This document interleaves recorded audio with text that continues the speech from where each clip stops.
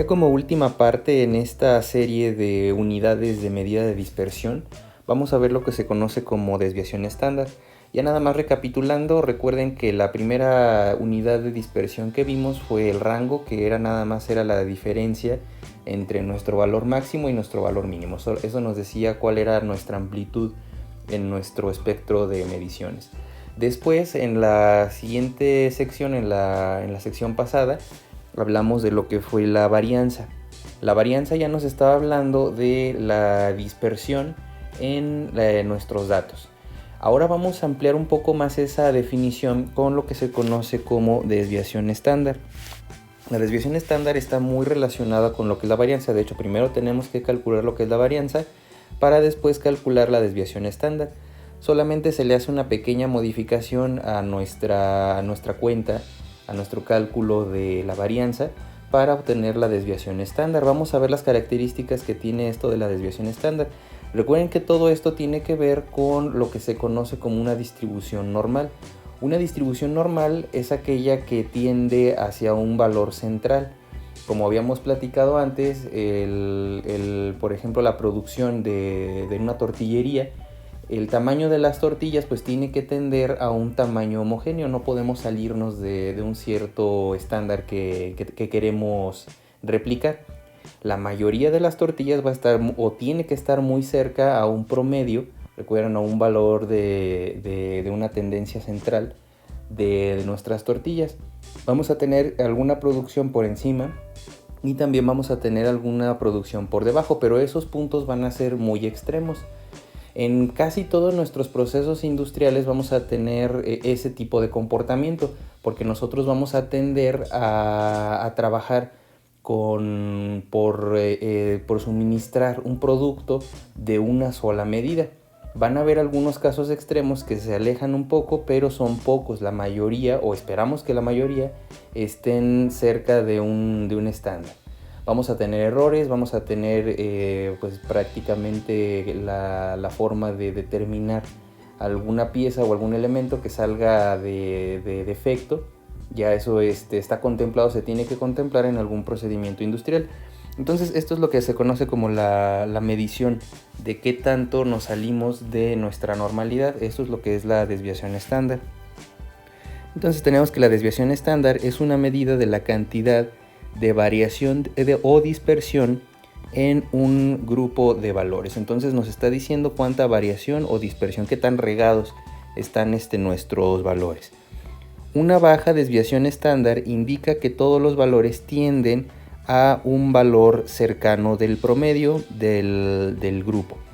Por ejemplo, habíamos platicado anteriormente de esta producción. Por ejemplo, si nosotros tenemos en una fábrica que está llenando botellas de 1 litro de algún aceite, de algún combustible o algún producto que se esté vendiendo, por ejemplo, tenemos aquí 1000 mililitros, se escala en mililitros.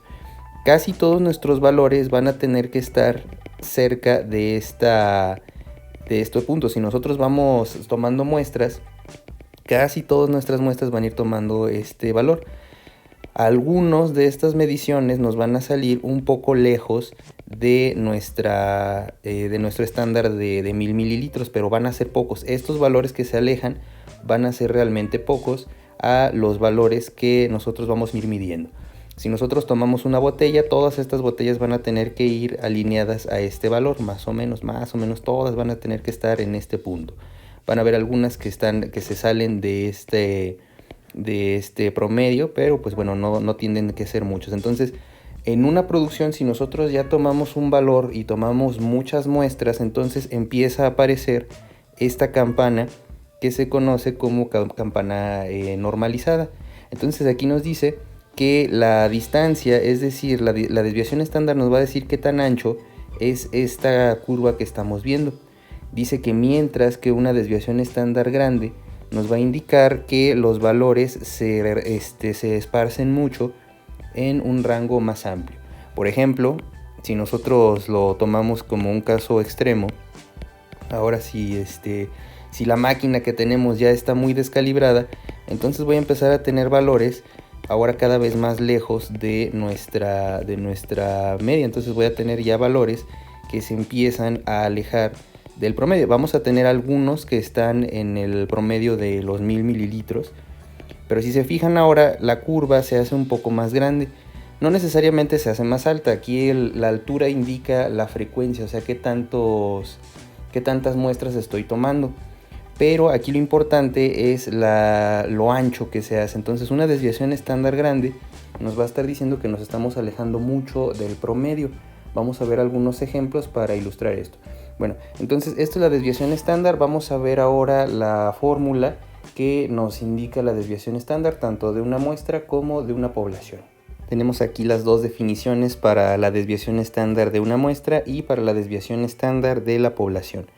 Recordarán que esta fórmula que estamos viendo aquí es muy parecida a las fórmulas que vimos anteriormente. De hecho, pues es la misma, como les había comentado. Primero tenemos que calcular lo que es la varianza. La varianza, recuerden que es esta S al cuadrado, viene de aquí. Es igual a la sumatoria de nuestras mediciones menos el promedio de la muestra al cuadrado. Todo esto dividido entre n-1. La diferencia para convertir esto en desviación estándar es que se toma los dos lados de nuestra expresión y sacamos raíz cuadrada, o sea, le quitamos el cuadrado a el lado izquierdo, le quitamos esto y ya esto se convierte en desviación estándar. De la misma forma, la desviación estándar para la población, primero tenemos que sacar la varianza de nuestra población y después sacamos raíz. Recuerden que es lo que se hizo, se sacó raíz cuadrada de los dos lados y se obtuvo esta expresión una vez que nosotros calculamos la varianza. Entonces, de otra forma, de lo que nosotros tenemos como desviación estándar es la raíz cuadrada de la varianza. Eso también nos va a ayudar bastante porque la desviación estándar efectivamente está en las mismas unidades de mis mediciones. Si recordarán en el caso anterior, nuestra varianza era en unidades cuadráticas. Ahora la desviación estándar, cuando nosotros saquemos raíz, entonces vamos a tener las mismas unidades de la medición. Entonces por eso es mucho más usual determinar nuestra dispersión de nuestros datos en función de la desviación estándar. Recuerden que lo único que hace diferente la desviación estándar de una muestra de una población es que si nosotros tenemos un número muy pequeño de datos, generalmente si n es más pequeño de 20, entonces vamos a tener que utilizar esta definición que está aquí. Esto es lo que sugiere este autor de este libro que estamos siguiendo. Si tenemos un número ahí arriba de 20, entonces ya estamos hablando de la desviación estándar de una población y ahora no es necesario restarle este 1 a esta cantidad. Entonces eso es lo que nosotros tenemos como las definiciones de la desviación estándar.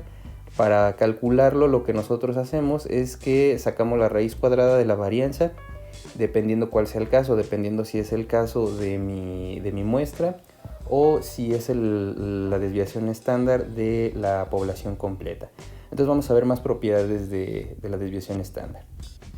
Como lo había mencionado anteriormente, el ejercicio que hicimos en el video anterior, en la unidad pasada, nosotros tenemos entonces que habíamos calculado que la varianza de los datos del ejercicio 3.6 era de 22 minutos al cuadrado.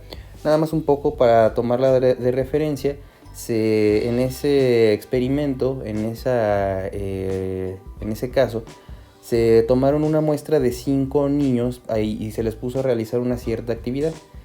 De ahí se calculó el promedio que tardaron estos niños en hacer esta actividad y después se calculó la varianza, ya con las fórmulas que estuvimos mencionando anteriormente. Entonces, aquí el problema es que la varianza pues está en unidades de las que hicimos nuestra medición, en unidades de minutos, pero al cuadrado. Entonces eso no nos representa mucho, no nos dice algo muy tangible en cuanto a la naturaleza de nuestra medición.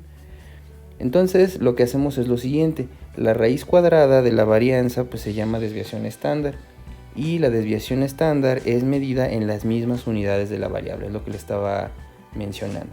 Entonces en el ejercicio que acabamos de mencionar, en el ejercicio 3.6, la desviación estándar es de 4.69 minutos.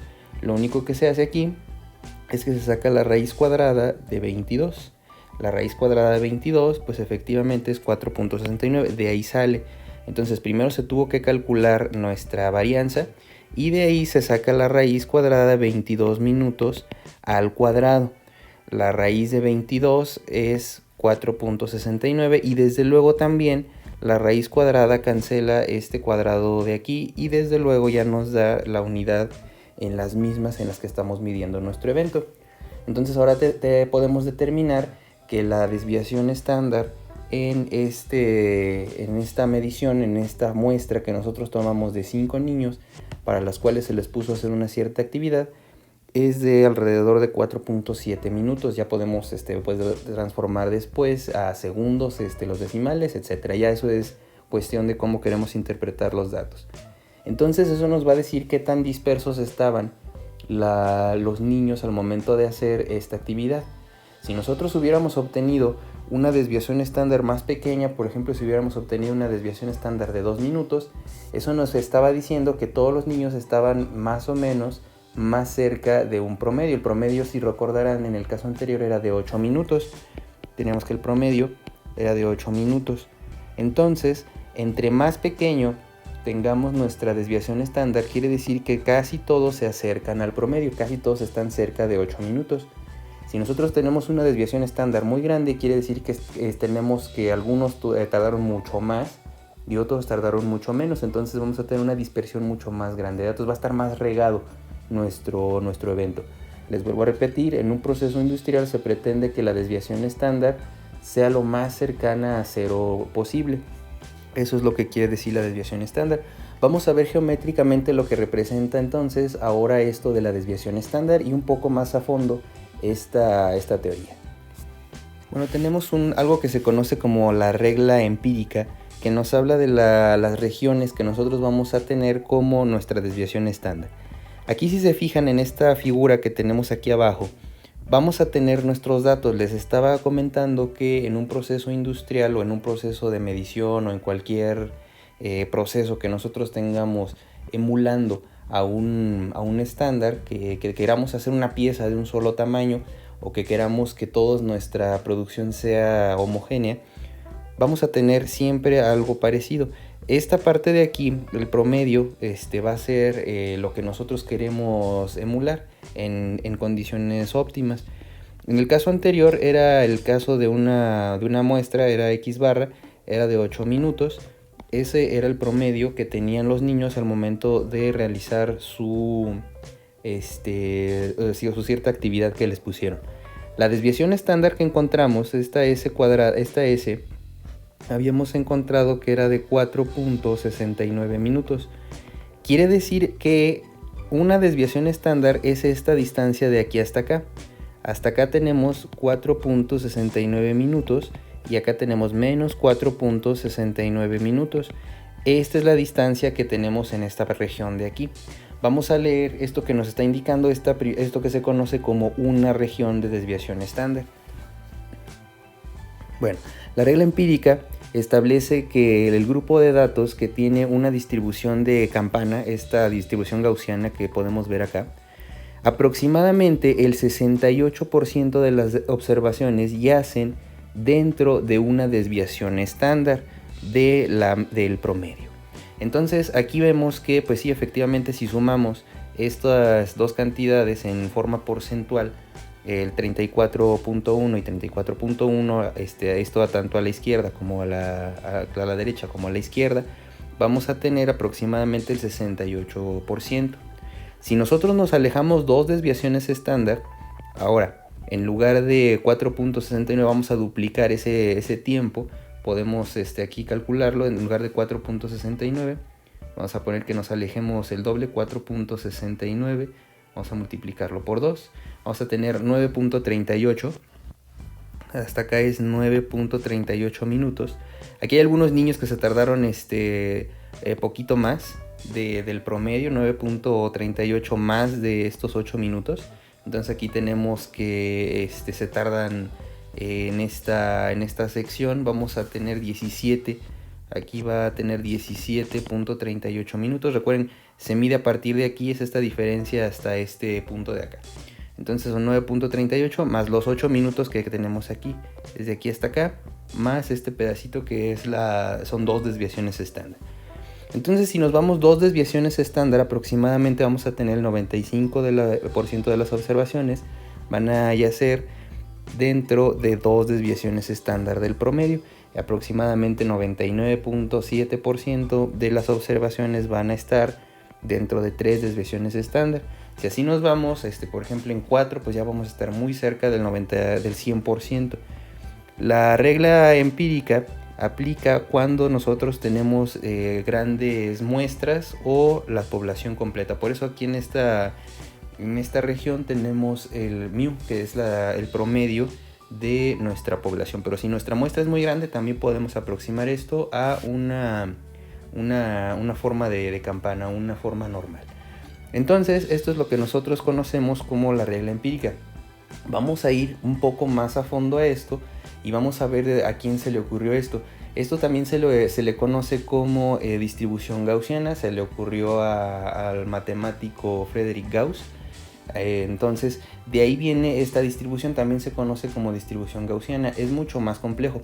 ¿De dónde sale esta función, esta gráfica de campana? Viene de una definición que encontró él para establecer las relaciones que vemos en este tipo de distribuciones.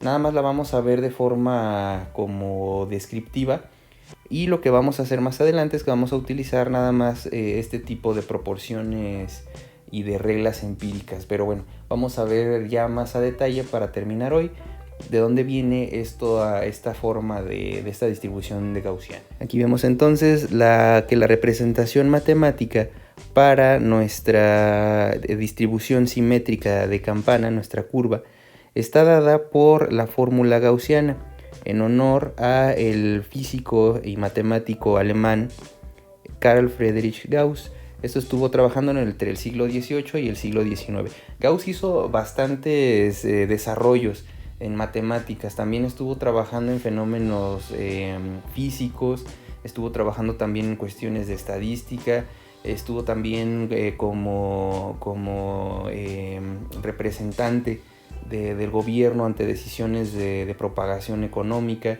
y también de cuestiones de epidemia. También estaba trabajando en ese tipo de casos.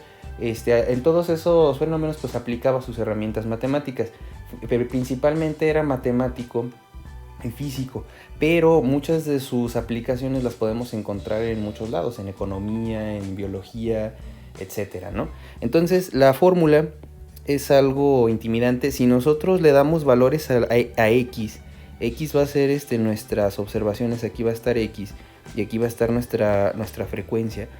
Entonces vamos a tener que encontramos esta forma de campana.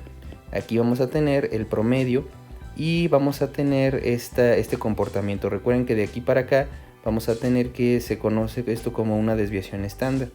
Podemos alejarnos 2 desviaciones estándar, 2 sigmas de este lado, podemos verlo de esta forma, etcétera. Entonces esos son los porcentajes que se pueden aproximar con aquello de la regla empírica. Vamos a estar trabajando con ciertos casos para determinar cómo se puede interpretar esto de la desviación estándar. Generalmente se describe nuestro sistema en función a una desviación estándar. Se toma esta región de mi gaussiana y ya nosotros decimos que aquí va a estar la región más representativa de mi muestra o de mi población completa. Entonces generalmente se habla de una desviación estándar. Hay veces en donde se toma esto con 2 desviaciones estándar. Si nosotros tenemos tiempo y queremos ser más estrictos en tomar más mediciones, pero lo más común es trabajar con una sola desviación estándar. Entonces recuerden, la desviación estándar nos está diciendo qué tan regados están nuestros datos del promedio. Lo que se pretende es que la desviación estándar sea pequeña. Si nosotros tenemos una máquina que está produciendo piezas, digamos, con muy poca calidad, que nuestro cliente nos está devolviendo muchas piezas por defecto, que nos dice, oye, ¿sabes qué? Tus piezas están saliendo muy grandes o muy chiquitas de lo que te las estoy pidiendo. Entonces tenemos que ver cuáles son las características de nuestras piezas. Esto es lo que generalmente se enfoca un ingeniero en calidad. Entonces puede hacer algún ajuste y después, si ve que la desviación estándar se reduce, entonces quiere decir que va a tener menos piezas de defecto. Recuerden que la desviación estándar nos está diciendo cuántas piezas están en estas regiones extremas, cuántos salen de más grandes y más abajo de nuestro promedio. Entonces con esto terminamos el día de hoy. La siguiente sesión vamos a ver ya un ejemplo concreto ya para aplicar y entender mucho mejor este parámetro de la desviación estándar, que es la medida más importante que vamos a trabajar en cuanto a unidades de dispersión.